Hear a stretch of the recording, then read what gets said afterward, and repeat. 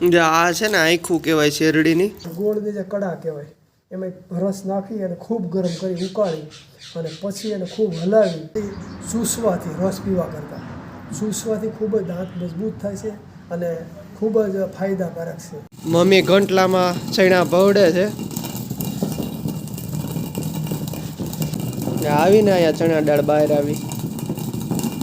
આજે છે 20 માર્ચ એટલે કે વિશ્વ ચકલી દિવસ. જય માતાજી, જય મોગલમાં. કેમ છો બધા? આશા રાખું છું કે આપ સ્વસ્થ, મસ્ત, તંદુરસ્ત અને વ્યસ્ત છો. અને welcome back to our new blog. તો આજ મમ્મી લઈ આવ્યા છે શેરડી. જય માતાજી. જય માતાજી. આ શેરડી છે ને વાવવી છે, કાળી શેરડી છે ને એ આરોગ્યપ્રદ હોય છે અને આમાં પુષ્કળ પ્રમાણમાં ભલે આની છે હાવ નાની નાની ગાંઠું પાસે છે. કાતળી હાવ નાની હોય પણ જે 555 નંબરની જે પીળા કલરની શેરડી આવે ને કદાચ બ્લેક જે કાળી શેરડી આવે એ ખાવામાં આરોગ્યપ્રદ હોય છે અને એક જગ્યાએથી મળી છે ને એટલે એને ફળીમાં વાવી દઈએ. ઠીક. પપ્પા અત્યારે નાની નાની કાતળી કરે છે અને માદળિયા વાવવાના હોય ને, આડી વાવવાની હોય ને, ગાંઠું આવી આજે ગાંઠું હોય ને એને અંદર જમીનમાં પગ મારી દેવાનો હોય, મૂકી અને પગની એડી દબાવી દેવાની હોય. બરોબર. એટલે એ આમાંથી કોટા ફૂટે.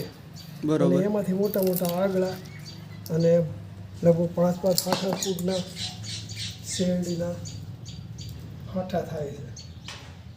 આપણે વેચવા નહીં પણ આપણે ઘરે ખાવા હાટું, ઘરે ખાવા માટે ઓર્ગેનિક દેશી છાણિયા ખાતર નાખી.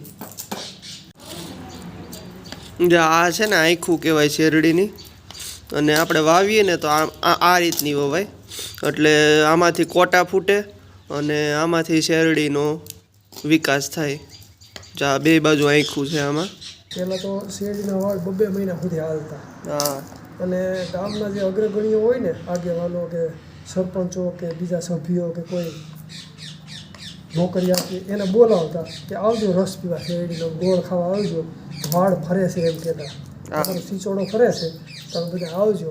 પછી ગોળની જે કડા કહેવાય એમાં રસ નાખી અને ખૂબ ગરમ કરી ઉકાળી અને પછી એને ખૂબ હલાવી અને એમાં જે કાંઈ ભીંડીને એવું બધું મિશ્રણ નાખીને કામાય એટલે જે મેલ હોય ને એ ઉપર આવી જાય.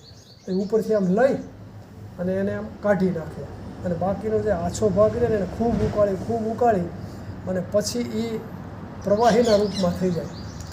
પ્રવાહીના રૂપમાં થઈ જાય અને પછી છે ને એને ગોરમટાની બનાવેલી એવી ચોકીયું જેવું હોય માટી બનાવેલું એમાં ઠલવીને પછી ખૂબ આમ ફેરવે અને ફેરવી અને ઠારી અને પછી આ મૂંધો હાથ મારે કે લે હવે બરોબર ઠરી ગયું છે. માવાને આપણે જોઈને કે હવે પેંડો વળે એમ છે એમ ઠારી અને પછી એનો લાંબી એવી આમ કૂપડી જેવું હોય ને એ આમ ભરાવે અને એને એ ભૂરિયા કહેતા. એને એમ કે આમાં ભૂરિયા રાંધવાળા હોય ને એમ દેશી ભાષામાં ભૂરિયા કહેતા.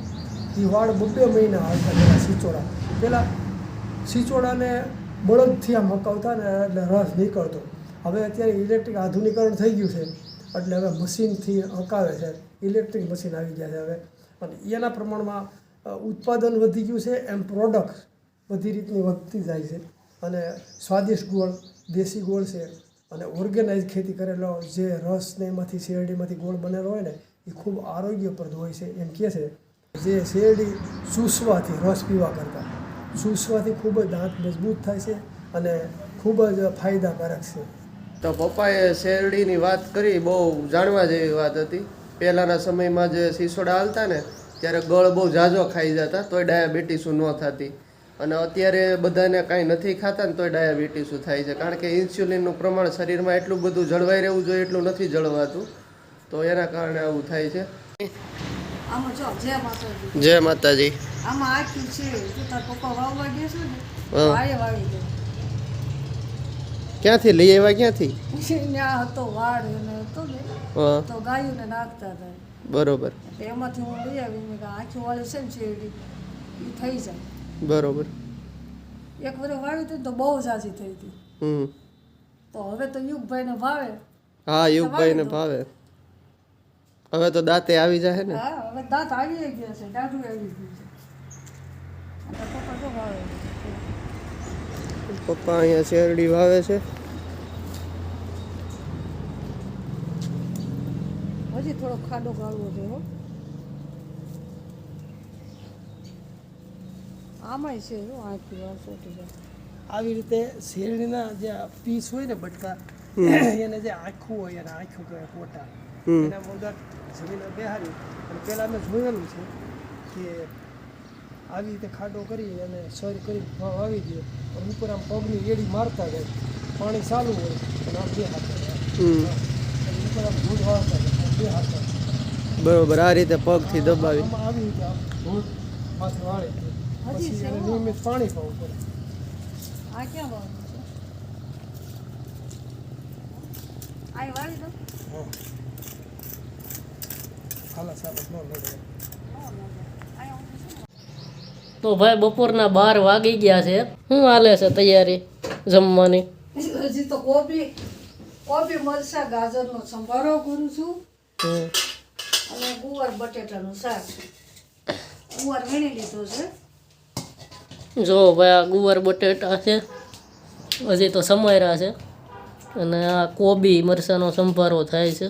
મમ્મી એક વાત પૂછવી હતી, બોલો. ગાજર આમ દેશી હારા કે ઓલા લાલ આવે છે એ ખવાય? એ લાલ તો ખરાબ હોય, હાવ ખોટા હોય, કલર જ લાલ હોય એનો. હા, અને આ દેશી હોય ને લાલ ન હોય પણ હોય મીઠા. જો આ ટમેટા એટલા બધા લાલ છે. એ હવે ટમેટા ગાજર આ ઉનાળામાં ન સારા હોય, શિયાળામાં મીઠા હોય. તો આજ છે મિત્રો વિશ્વ ચકલી દિવસ, અને ચકલી દિવસ છે એટલે અમે આ નાનો એવો માળો તો બનાવેલો જ છે.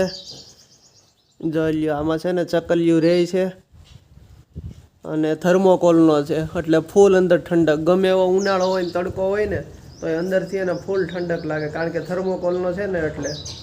હાલો જમવાનું થઈ ગયું, સાયવું પીવા હાલો હાલો એમ રાખો. સાસુ પીવાનું કે કાઠી દરબારોને હા અને આપણે હાલો ડાયરો. હા તો શું છે મમ્મી આજ?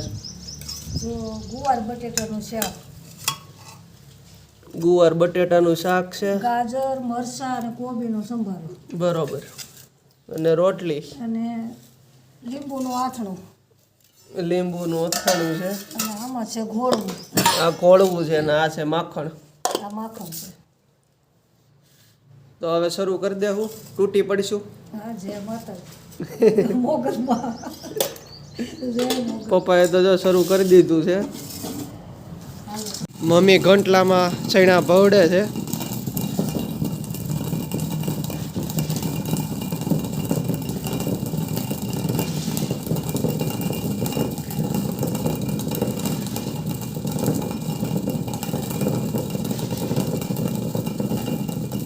દાળ બહાર આવી. સડા ભોળવું છે. ચણા ભવડો છે એમ ને? હા, સડાની દાળ કરવી છે. ઠીક. પછી દાળ કરીને પછી દળવાની. પછી તમારે ગોટા ખાવા હોય ને તો આના બને. આ ચણાની દાળ આપણે ઘીરે કરવાની, પછી દાળમાંથી ચણાનો લોટ કરવાનો, અને લોટ કરીને એના પાછા ભજીયા કરવાના, એમ કહે છે મમ્મી. આપણી જૂની પરંપરા છે. ઘંટીએ પેલા આપણા વૃદ્ધો દળતા હા. અને લોટમાં ઘઉં છે, જુવાર છે, બાજરો છે, એવા જાડા ધાન્યમાં, અને સરકારે એટલા જાડા ધાન્ય પ્રોત્સાહન આપે કે તૈયાર લોટ ને ઘંટીના જે દળેલા ઇલેક્ટ્રિકના લોટ છે એનાથી માણસનું આરોગ્ય અત્યારે સારું બહુ નથી રહેતું.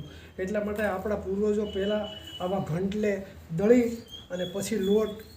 આ પપ્પા ઘંટલો કેટલો જૂનો હોય છે? આ ઘંટલો લગભગ 50 વર્ષનો જૂનો છે. પથ્થરનો છે. આ પથ્થરનો છે, રાજુલાના પથ્થરનો છે, અને આશરે 50 વર્ષ થયા છે આ ઘંટલાને. બરોબર. અને આ ચણાની દાળ દળી અને પછી એ ઘંટીમાં દળાવી અને પછી એનું ચણાની આઈટમમાં જે કાંઈ બનાવવાનું હોય એ બનાવી શકાય છે. પુડલા ચણાના છે, પછી ભજીયા છે, ગાંઠિયા છે, એની જે ચણાની આઈટમ થતી હોય એ બધી આ ચણાની દાળ ઝાટકી વ્યવસ્થિત કરી દળાવી અને લોટ કરી, ઘરે જ ઘંટી છે એમાં ઘંટીમાં લોટ કરી અને પછી એ આપણે ઘરે બનાવેલી સ્વાદિષ્ટ વસ્તુ જ ખાવાની, જેથી બીજા આપણે રોગનો ભોગ ન બનીએ.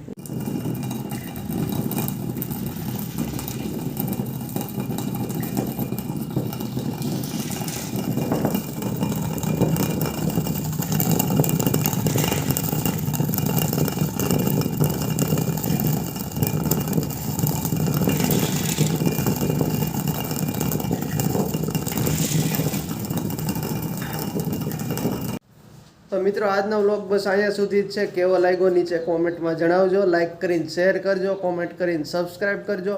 મળીએ છીએ જલ્દી નવા બ્લોગમાં. ત્યાં સુધી જય માતાજી.